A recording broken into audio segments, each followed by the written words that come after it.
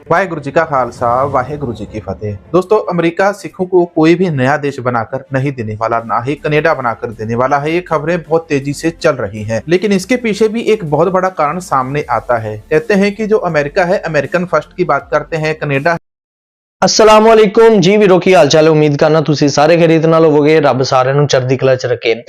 ਅਸੀਂ ਦੇਖਿਆ ਹੈ ਕਿ ਅਸੀਂ ਸੁਣਿਆ ਵੀ ਹੈ ਸਿੱਖਾਂ ਦਾ ਇਤਿਹਾਸ ਪੜ੍ਹਿਆ, ਸਿੱਖ ਹਮੇਸ਼ਾ ਆਪਣੀ ਲੜਾਈ ਸਿੱਖਾਂ ਨੇ ਖੁਦ ਲੜੀ ਹੈ। ਬਹੁਤ ਜੰਗਾਂ ਸਿੱਖਾਂ ਨੇ ਲੜੀਆਂ ਨੇ ਤੇ ਉਹਦੇ ਚ ਕਾਮਯਾਬੀ ਵੀ ਮਿਲੀ ਹੈ।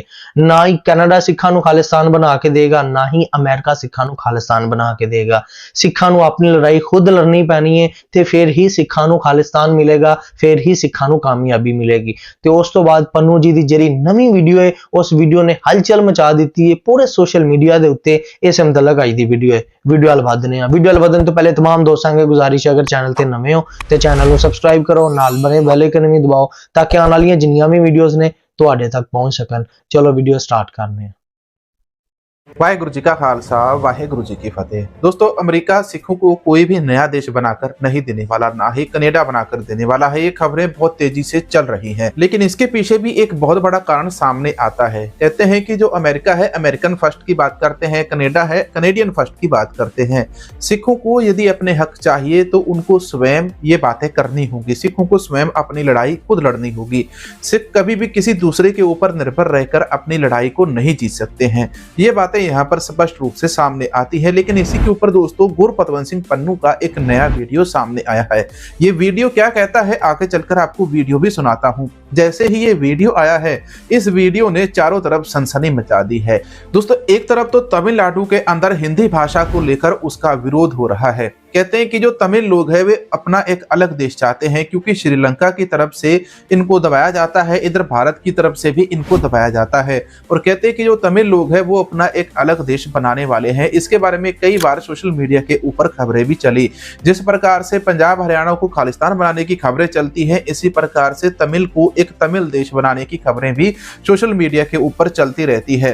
अगर बात करें खबरों की, तो तमिल देश को जो बनाने की बात है, ये आज से नहीं लंबे समय से चलती आ रही है। तमिल लोग खुद को भारतीय नहीं मानते, खुद को वो एक अलग देश का वसनीक मानते हैं, उनका ये कहना है। लेकिन अब तमिल देश के जो लोग हैं, या कह लो इनको तमिलनाडु के जो लोग हैं, इन लोगों ने यहाँ पर जो हिंदी भाषा के अंदर बोर्ड लगे होते हैं इनकी स्टेट के अंदर, कहीं पर बस स्टैंड के ऊपर कोई बोर्ड लगा है, कोई रेलवे स्टेशन के ऊपर लगा है, तो वो सारे जितने भी बोर्ड है उनके ऊपर जहां जहां पर हिंदी लिखी हुई थी, उन सब के ऊपर उन्होंने काली पोत दी। अब इसका क्या मतलब निकलता है, आप बताओ। अगर ऐसी ही घटना हमारे देश के अंदर पंजाब हरियाणा किसी और क्षेत्र के अंदर होती, तो वहां पर उन लोगों को तो आतंकवादी खालिस्तानी बोल दिया जाता, उग्रवादी बोल दिया जाता, उनको तो देश विरोधी बता दिया जाता। लेकिन अब तमिलनाडु के अंदर ये लोग यहाँ पर हिंदी के ऊपर कालिक पोत रहे हैं। इसका क्या मतलब निकलता है? इसी प्रकार से अमेरिका बांग्लादेश के साथ मिलकर एक नया क्रिश्चियन देश भी बनाना चाहता है। ये जो क्रिश्चियन देश है किस तरह बनने वाला है, आप लोग जानते हैं, मणिपुर के एरिया के अंदर, क्योंकि वहां पर लंबे समय से लड़ाई चल रही है। अब जो अमेरिका है वो मणिपुर एरिया के अंदर नया ईसाई देश क्यों बनाना चाहता है? क्योंकि उस एरिया के अंदर कुछ लोग जो बांग्लादेश के अंदर है वो ईसाई रहते हैं। बहुत सारे जो इलाके हैं, मतलब भारत की सरहद के नजदीकी कई देशों के साथ, कई इलाकों के साथ वो सरहद मिलती है, जिस जगह के ऊपर अमेरिका अब नया देश बनाना चाहता है। अब मामला यह है कि कुछ केरल का हिस्सा आता है, कुछ यहाँ पर आसाम का भी आता है, मणिपुर का आता है, बांग्लादेश का आता है, तमिल देश का भी जिसे तमिलनाडु कहते हैं, इस जगह का हिस्सा भी आता है। वहां पर ईसाई लोग रहते हैं और वो ईसाई लोग कहते हैं कि हमें अलग अलग स्थानों के ऊपर अलग अलग देशों के कानूनों के द्वारा परेशान किया जाता है और हम बहुत कम गिनती के अंदर हैं। ऐसे के अंदर वो डिमांड रखते हैं अमेरिका के पास। मणिपुर के अंदर ये सारी चीजें चल रही है। जो कुकी समाज है वो भी इसी की डिमांड करता है। अब वो अमेरिका के पास जाते हैं, अमेरिका के साथ मीटिंग करते हैं, अमेरिका से कई अधिकारी इंडिया आते हैं और इंडिया आकर इन लोगों के साथ मुलाकात करते हैं। तमिलनाडु के साथ, मणिपुर के साथ, बांग्लादेश के अंदर जाते हैं, तो वहां पर आकर बड़ी मीटिंग होती है। उस मीटिंग के अंदर तय होता है कि क्या क्या चीजें कैसे कैसे होंगी।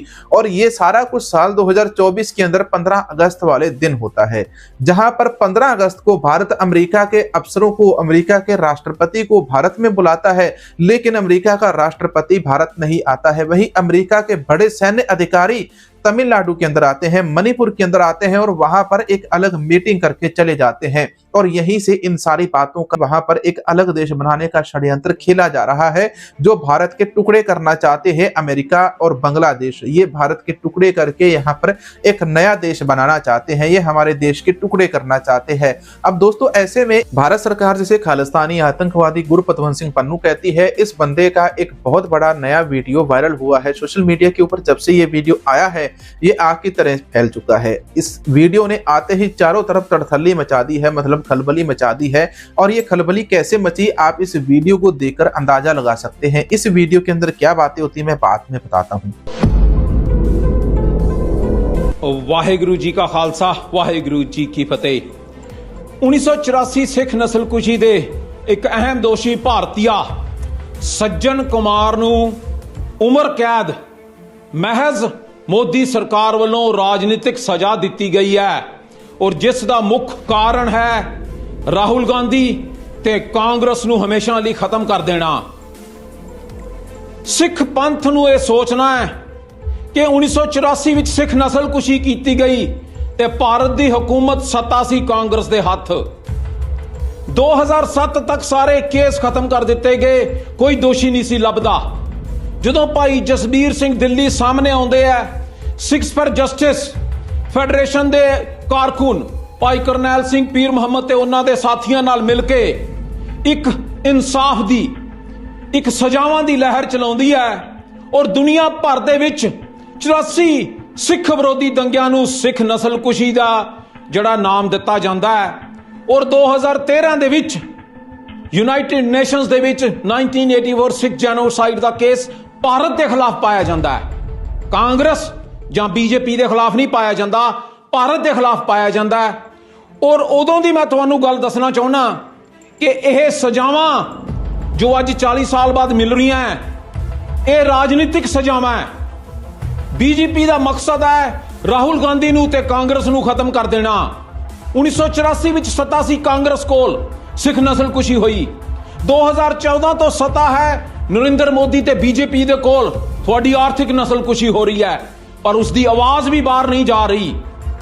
पंजाब किसान ते सिख दा हल है खालिस्तान और इस दे लई खालिस्तान रेफरेंडम दियां वोटां दुनिया भर दे विच चल रही हैं। 23 मार्च नूं पैणगीआं लॉस एंजलस दे विच पंजाब नूं भारत दे कब्जे चों आजाद कराउण लई।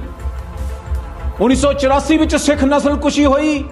That was the first stage of the existential threat to the Sikh community and the Congress was in power.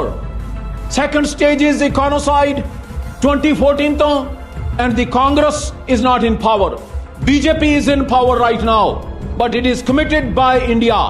Sikhs are facing existential threat and the only justice is Khalistan, not the life term or life imprisonments.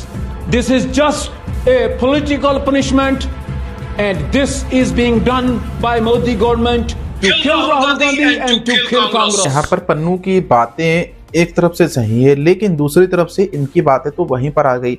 अब साल 1984 के अंदर सिखों का कत्लेआम हुआ, कांग्रेस की सरकार के अंदर हुआ, तो कांग्रेस कहां से साफ हो गई? कांग्रेस तो सबसे बड़ी यहाँ पर दोषी है। कांग्रेस की पार्टी, राहुल गांधी, इंदिरा गांधी, इन सबका दोस्त था। कांग्रेस पार्टी का सबसे बड़ा दोस्त था। सिखों का नरसंहार किया गया, सिखों की हत्याएं की गई, दरबार साहिब के ऊपर हमला हुआ। कांग्रेस तो इसके अंदर दोषी है और जब तक कांग्रेस की सरकार रही, अब बीजेपी कांग्रेस को खत्म कर दे, जड़ से खत्म कर दे, हम इसी के अंदर खुश हैं। जो बीजेपी है, मोदी है, ये कांग्रेस पार्टी को बिल्कुल जड़ से खत्म कर दे, क्योंकि जिस पार्टी ने, जिन लोगों ने, जिस परिवार ने दरबार साहिब के ऊपर हमला किया, आज तक इनके परिवार ने, गांधी परिवार ने आज तक माफी नहीं मांगी। अमिताभ बच्चन भी इन्हीं के परिवार के साथ था। जितने बॉलीवुड सितारे थे ये भी इंदिरा गांधी को उस समय सपोर्ट कर रहे थे। फिर राजीव गांधी को इन लोगों ने सपोर्ट किया कि दरबार साहिब के ऊपर हमला हुआ, सिखों को मारा गया, ये सब कुछ सही हुआ। हमारी अदालतों ने उसका न्याय नहीं दिया था और इसके ऊपर पन्नू जैसा बंदा वीडियो डालकर ये बातें बोले कि हाँ भाई मोदी कांग्रेस को खत्म कर रहा है, तो ये गलत कर रहा है। ये सरासर गलत बात है। यहाँ पर पन्नू की कांग्रेस अपने ही पैरों के ऊपर स्वयं कुल्हाड़ी मारकर भाई खत्म हो चुकी है, क्योंकि कांग्रेस के अंदर आपसी जो फुट है वो बढ़ती जा रही है। दूसरी तरफ बीजेपी इसका फुल फायदा उठा रही है और हर जगह के ऊपर अपनी सरकार सरकार बनाने के अंदर कामयाब रही। बीजेपी राज के अंदर सिखों के प्रति जो हिंसक घटनाएं हैं वो बहुत ज्यादा बढ़ गई हैं। बीजेपी राज के अंदर सिखों की दस्तार को देखते ही खालिस्तानी आतंकवादी बोल दिया जाता है, कड़ा पहनने के ऊपर रोक, कृपान पहनने के ऊपर रोक, सोशल मीडिया के ऊपर यदि कोई कुछ बोलता है तो उसके ऊपर भी रोक लगा दी जाती है। इसीलिए सिख एक अलग देश की लड़ाई लड़ रहे हैं लंबे समय से। लेकिन ये जो लड़ाई है गोलियों वाली लड़ाई नहीं चल रही। आजकल हम देख रहे हैं कि ये कुछ लोग हैं इसकी वोटिंग करवा रहे हैं अलग अलग देशों के अंदर, जिसे रेफरेंडम की जी ਵੀਰੋ ਐਸੀ ਜੀ ਆਈ ਦੀ ਵੀਡੀਓ ਤੇ ਬਹੁਤ ਹੀ ਕਮਾਲ ਦੀਆਂ ਸਾਨੂੰ ਅਪਡੇਟਸ ਇਹਦੇ ਵਿੱਚ ਦੇਖਣ ਨੂੰ ਮਿਲੀਆਂ ਨੇ। ਤੁਸੀਂ ਦੇਖੋ, ਅਗਰ ਪੰਜਾਬ ਜਾਂ ਹਰਿਆਣਾ ਦੇ ਅੰਦਰ ਕਿਸੇ ਨੇ ਕੋਈ ਕੀਤਾ ਹੁੰਦਾ, ਕਿਸੇ ਲੈਂਗੁਏਜ ਦਾ ਵਿਰੋਧ ਕੀਤਾ ਹੁੰਦਾ ਤੇ ਉਹਨੂੰ ਦਹਿਸ਼ਤਗਰਦ, ਆਤੰਕਵਾਦੀ, ਖਾਲਿਸਤਾਨੀ ਕਿਹਾ ਜਾਣਾ ਸੀ। ਲੇਕਿਨ ਤਮਿਲਨਾਡੂ ਦੇ ਅੰਦਰ ਜਿੰਨੇ ਵੀ ਬੋਰਡ ਲੱਗੇ ਸੀ ਬੱਸ ਸਟੈਂਡ ਤੇ, ਅਦਰਵਾਈਜ਼ ਜਿੰਨੇ ਵੀ ਬੋਰਡ ਸੀ ਉਹਦੇ ਉੱਤੇ ਕਾਲਕ ਫੇਰ ਦਿੱਤੀ ਗਈ ਤੇ ਤਮਿਲਨਾਡੂ ਦੇ ਜਿਹੜੇ ਲੋਕ ਨੇ ਉਹ ਇਹ ਚਾਹ ਰਹੇ ਨੇ ਤੇ ਬੜੀ ਦੇਰ ਤੋਂ ਇਹ ਚੀਜ਼ ਚਰਚਾ ਦੇ ਵਿੱਚ ਕਿ ਜਿਸ ਤਰ੍ਹਾਂ ਖਾਲਿਸਤਾਨ ਹੋਣਾ ਚਾਹੀਦਾ ਉਸ ਤਰ੍ਹਾਂ ਤਮਿਲਨਾਡੂ ਦੇ ਜਿਹੜੇ ਲੋਕ ਨੇ ਉਹਨਾਂ ਦਾ ਇੱਕ ਅਲੱਗ ਦੇਸ਼ ਹੋਣਾ ਚਾਹੀਦਾ। ਤੇ ਦੂਸਰੀ ਤਰਫ ਸੱਜਣ ਕੁਮਾਰ ਦੀ ਜਿਹੜੀ ਸਜ਼ਾ ਹੋਈ ਹੈ, ਉਹਨਾਂ ਨੂੰ ਉਮਰ ਕੈਦ ਦੀ ਸਜ਼ਾ, ਉਹਦੇ ਉੱਤੇ ਜਿਹੜਾ ਰਿਐਕਸ਼ਨ ਆਇਆ, ਉਹਦੇ ਉੱਤੇ ਜਿਹੜੀ ਵੀਡੀਓ ਆਈ ਹੈ ਪੰਨੂ ਜੀ ਦੀ, ਉਹਨੇ ਹਲਚਲੀ ਮਚਾ ਦਿੱਤੀ ਹੈ, ਉਹਨੇ ਥਰਥੱਲੀ ਮਚਾ ਦਿੱਤੀ ਹੈ। ਵੀਡੀਓ ਤੁਸੀਂ ਦੇਖੀ, ਤੁਹਾਡੀ ਇਸ ਵੀਡੀਓ ਦੇ ਬਾਰੇ ਕੀ ਰਾਏ ਵੇ ਜ਼ਰੂਰ ਕਮੈਂਟਸ ਕਰਕੇ ਦੱਸਣਾ। ਬਹੁਤ ਸ਼ੁਕਰੀਆ।